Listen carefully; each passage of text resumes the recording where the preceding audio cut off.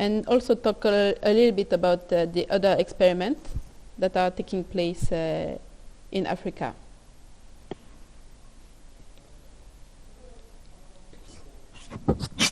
So, are you able to see my screen? Yep. Okay. So I am still waiting because I see people that are coming, joining the session. So, and it will also allow me to drink a little bit.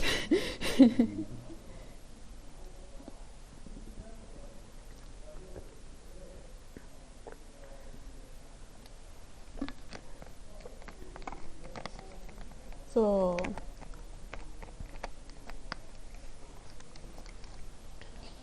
let's start the breakout session. So first, I would like to thank you all for attending this seminar and also the breakout session. And so the summary for this session is first I will say a quick word on the previous session. Then talk a little bit about the experiment, then the TOKYO8 business, and also answer the question that weren't answered, and take some more questions. So the previous pre-event session, we were able to get a wonderful presentation from Liberia, Lesotho, Malawi, and Mozambique. And we were really honored to have a lot of questions from you, and we are still sorry that we couldn't answer them this day. So let me explain a little bit more about other experiments of TOKYO8 that took place in Africa, and I saw that some of the people that are trying TOKYO8 also join this session, so thank you very much. So first is an experiment in Gambia from Exabe Initiative, Mr. Keita Swaibu. So he was one of the first TOKYO8 testers, and even though the nursery was going well, but he had an issue with the animals that passed the field and trampled all the field. So only TOKYO8 onions were able to survive, and also banana. But so therefore we couldn't have good results. But he is determined to try again the experiment. And this experiment is in Rwanda. So it's conducted by Mr. Valence Tezembo from the company INSIEM. And this is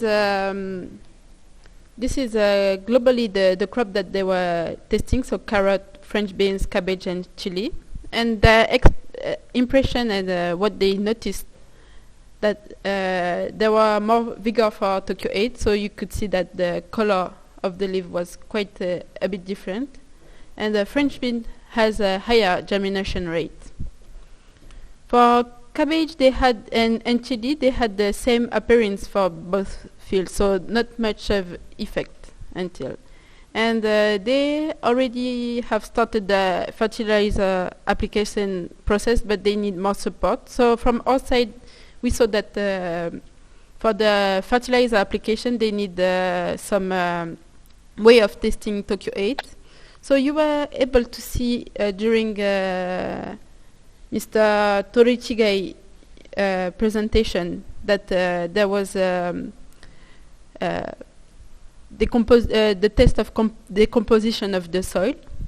And this is one of the methods that we are developing to show TOKYO8 effect. And it might be also something that is important to be able to have when you do the fertilizer application. So, and the good point of this test is that it's really cheap. So it's around maybe $20 US, and it can be used anywhere that as long as you have an incubator. And also we are trying to find more ways of providing financial support. So right now we are in discussion. We have started discussion with the embassy of Rwanda here in Japan in that regard. So next is experiment in DR Congo. So it is being supervised by Mrs. Teresa Chimungu, and she was able to communicate with different organizations and companies and NGO. So the YIPARD that conducted tests on okra that you can see on the top part of the field. So there was no significant difference on the growth of okra by the time they send us results. And also the Pamoja. So and the experiment is supervised by Mr. Abepa for tomato. So you can see here, this is the TOKYO8 tomato, the tomato treated with TOKYO8, and here is the one that the control one. So there was quite a big difference in the size of the fruit. And for tomato, by the time they received TOKYO8, they had already planted tomato. So they only used 2 times after planting. Also, another experiment will be done by the Caritas of Kinshasa, but we are still waiting for more reports from them. And this is an experiment taking place in Tanzania on cabbage. So it's being conducted by Mr. Metili Lobore. He was in internship at Tayoyuka with us. So this is a picture of him in Japan working in our field. And he is in the middle of doing the business registration already. So he was able to connect with the local farmers and have a trial. So this is the field with TOKYO8 after 3 days after planting. And this is the field of NPK 3 days after planting. And you can see this is TOKYO8 30 days after planting, and this is the field with NPK 30 days after planting. And the way that I conducted the experiment is that they are using no inputs on the TOKYO8 field. And they were able to observe the same growth as the NPK with no inputs except TOKYO8. They also saw that the direct application of TOKYO8 on the soil was more effective than just the foliar application, but they still had issue with the really stubborn pests, like diamondback moth. So this is the experiment for the moment, and they also look into trying TOKYO8 at different concentration of NPK fertilizer. So we are still looking forward to this.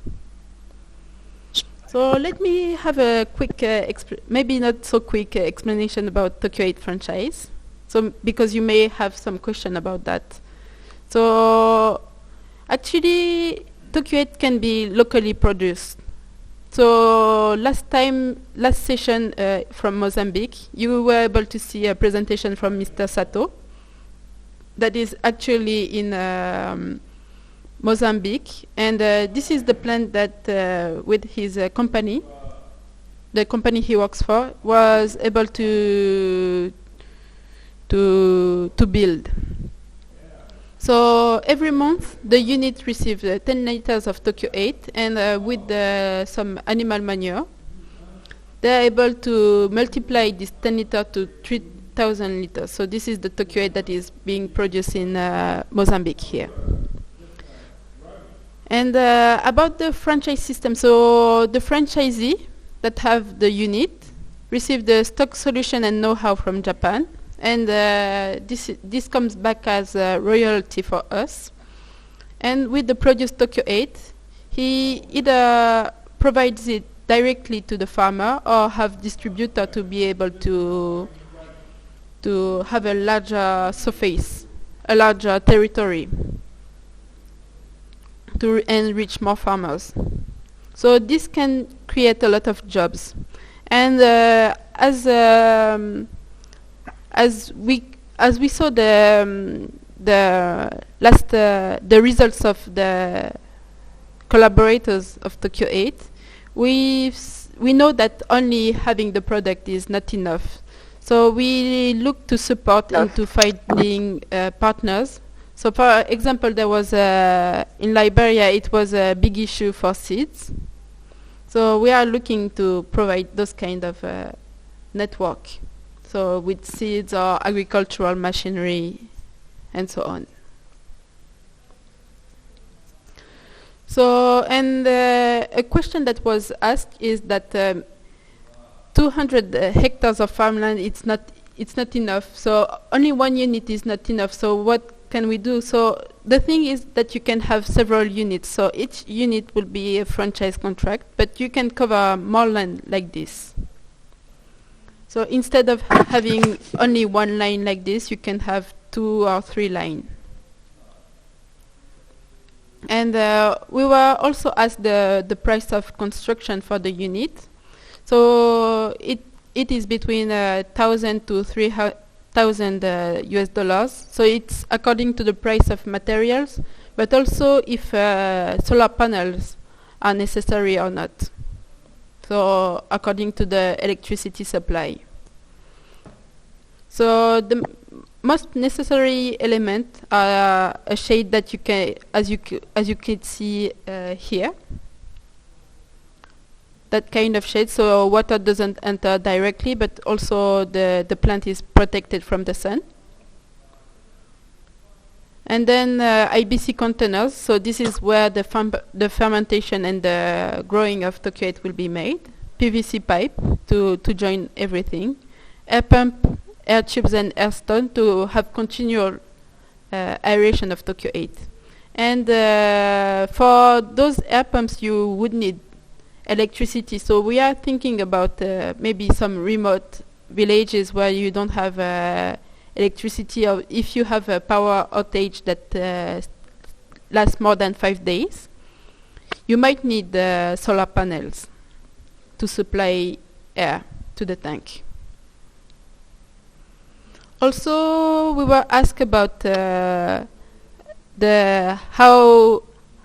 are the running costs. So this is from data from Malawi. So those data we made it with Mrs. Victoria when she was in internship with us. So this is some data that are a little bit old, especially for electricity, when we know that the price of electricity was higher.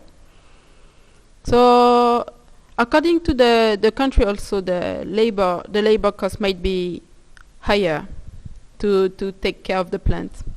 But with the running cost of the plant still remains quite low compared to the profit that you can make. So this is the kind of sales that you can make if you sell TOKYO8, for example, at $7 for 10 liters or $1.5 per 1 liter. So it's still a price that is affordable for the farmers, and it's still a good business. Also, on this price, there's a lot of change, especially with shipping fees. So it's not included here. And the other question that we were asked, so for example, linking with the previous slide that I've shown you, how do you maintain financial sustainability, and is the price affordable enough for the farmers? So yes, for the TOKYO8 production, you can see it's already being produced locally in Mozambique. But we made a small simulation also, again, on the Malawi prices. So this is prices from April 2022. So the price of fertilizer has since doubled. And you can see that fertilizer is the highest cost for Malawian farmers. And if they just produce the total cost, production cost of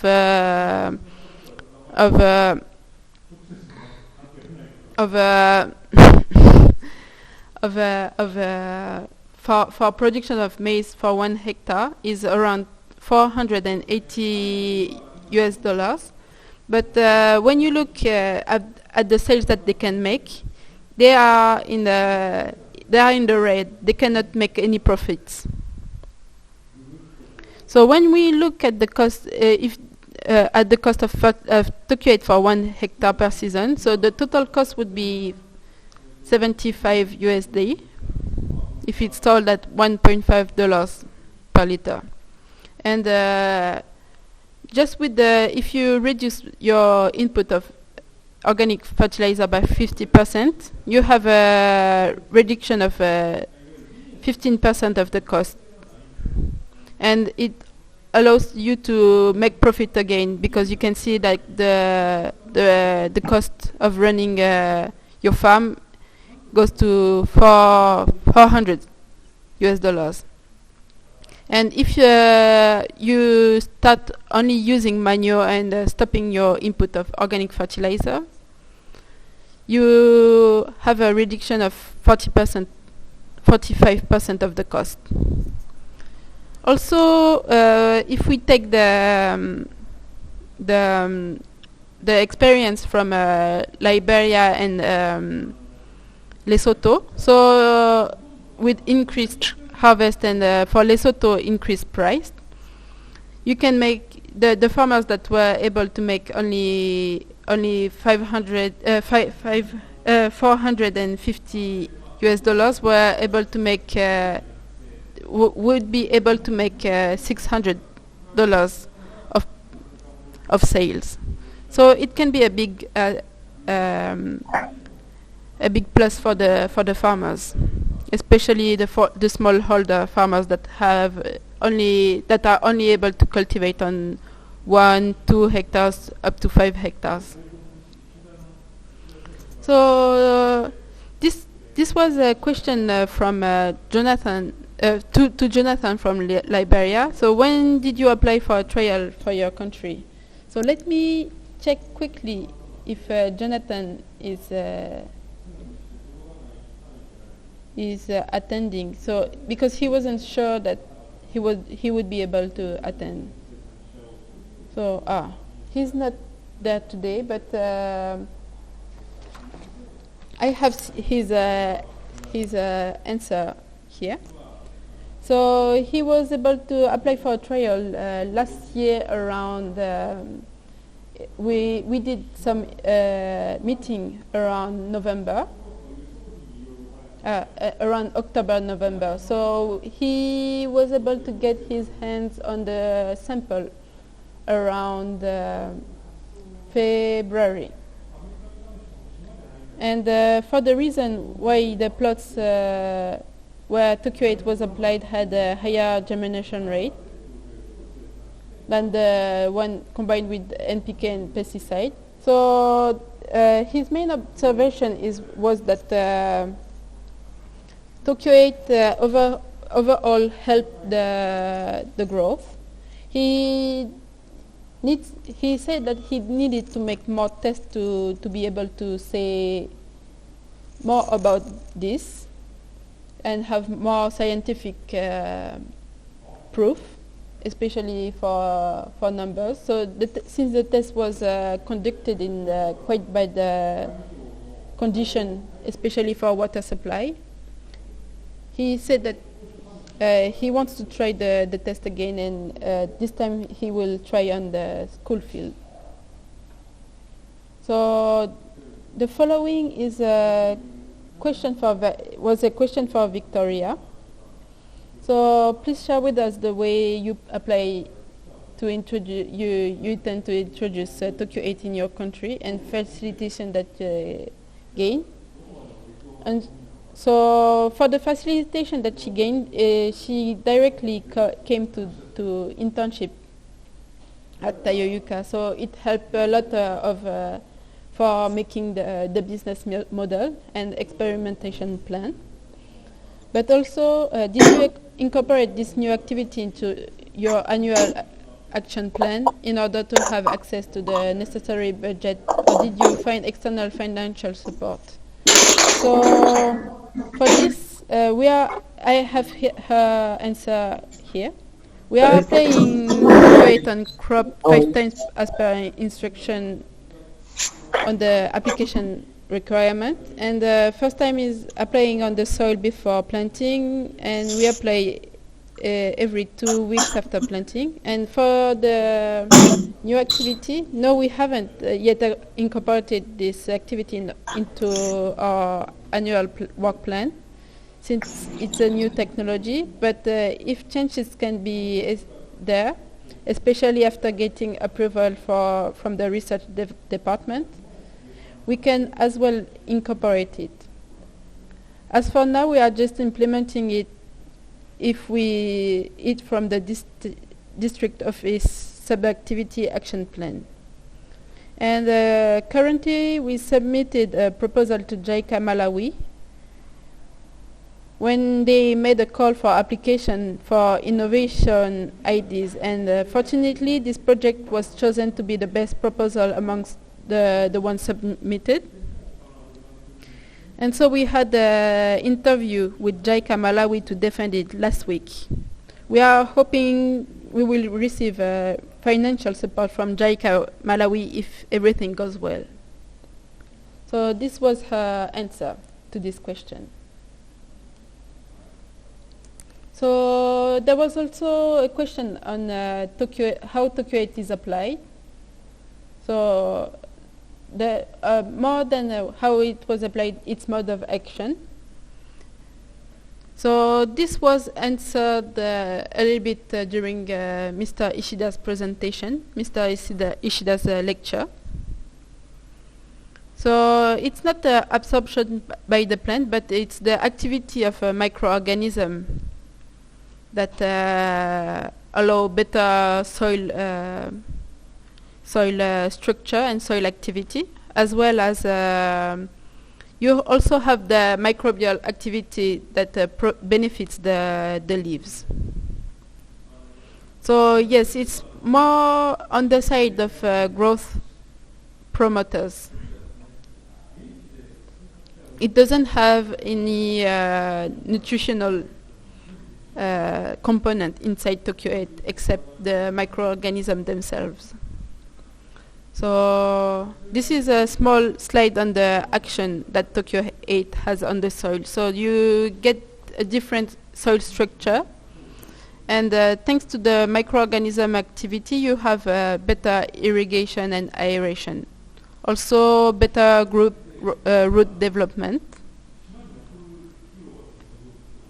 And also the decomposition activity that takes place thanks to the microorganism benefits the plants, because they don't have to, for example, make the amino acids by themselves and so on.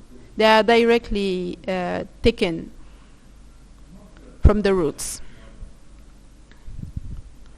So also we had a question about, so it was for Mozambique.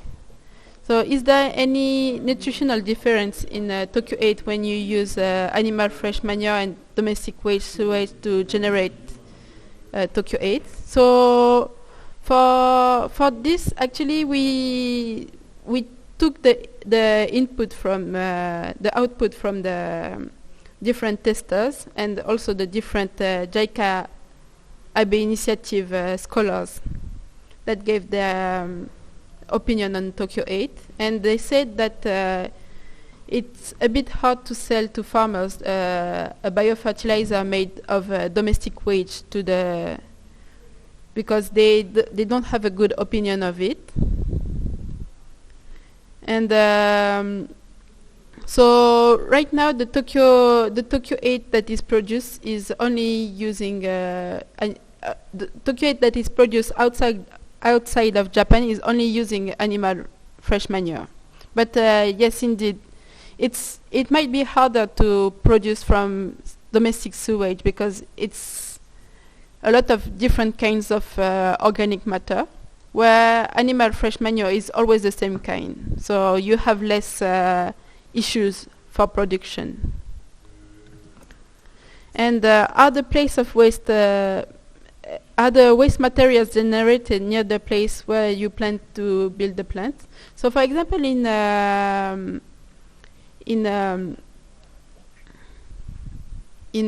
Mozambique, they changed from cattle manure to donkey manure, so because they had donkeys on site, and they were also able to see a difference of change of color of TOKYO8. But the thing with donkey manure, it was harder to melt in the water, so they had to break it apart. But yes, as I said before, it became darker. So there's a lot of different hypotheses about this. So let me go to the next. So when you have the right manure and everything, so I guess it's the plant, how long does the whole process to have the finished fertilizer ready to be used? So the whole starting of the plant takes around 20 days. And from those 20 days, you can produce every day TOKYO8, so continually, as long as you provide organic matter to the plant. And once a month, you need to replenish with the stock solution. But even though you do this, you can still continuously produce TOKYO8. You don't have any rest after the start. And is there any difficulties from your country when importing TOKYO8? Maybe taxes. So the biggest difficulty is sometimes the sending, because as you know, Japan is an island, so we are quite dependent on cargo planes or cargo ships. And with coronavirus, there was a big issue with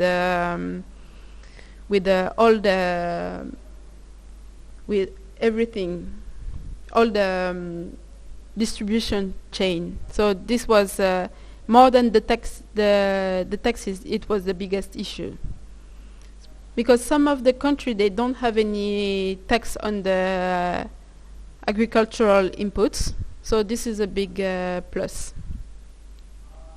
So sorry, there's only 1 minute left, but if you have a question, maybe I can try to answer really quick. So I can see from Mrs. Malefane, sometimes the challenges with the soil texture is the soil testing before the product is applied. So for example, we are encouraging the testers to, for example, try to test the pH. But a lot of people, they are either not equipped to test the soil texture. So this is something that we want to do in the future as well. Because here in Japan, if we test it on our own field, we already used TOKYO8 for a long time. But with the people that are starting TOKYO8, we are doing some tests to see the difference, at least in the change of composition of, for example, how much the soil can decompose the organic matter. So this is something that we are doing right now in Japan. It's harder to get the soil from abroad, though. So thank you very much for the kind comment. So from now on, we need to move back to the main session. I'm sorry if there was any other question, but I hope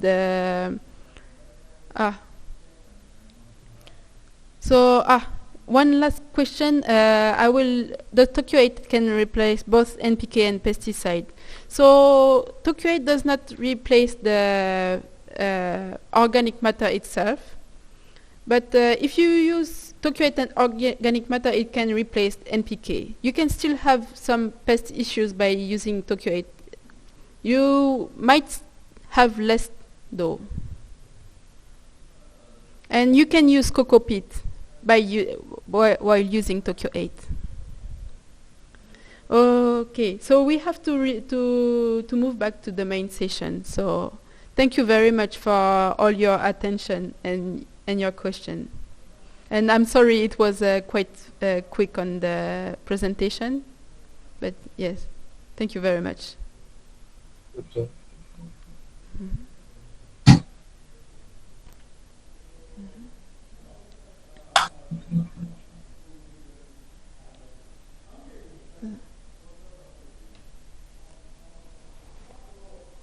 Recording in progress.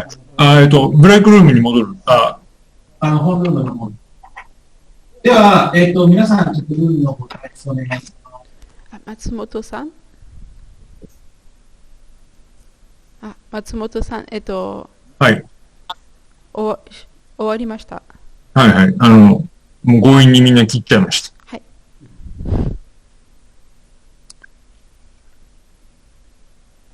はい、本日は大変、日本の皆さんは夜遅くまで、また、海外の皆さんもお忙しい中ご参加いただきましてありがとうございました。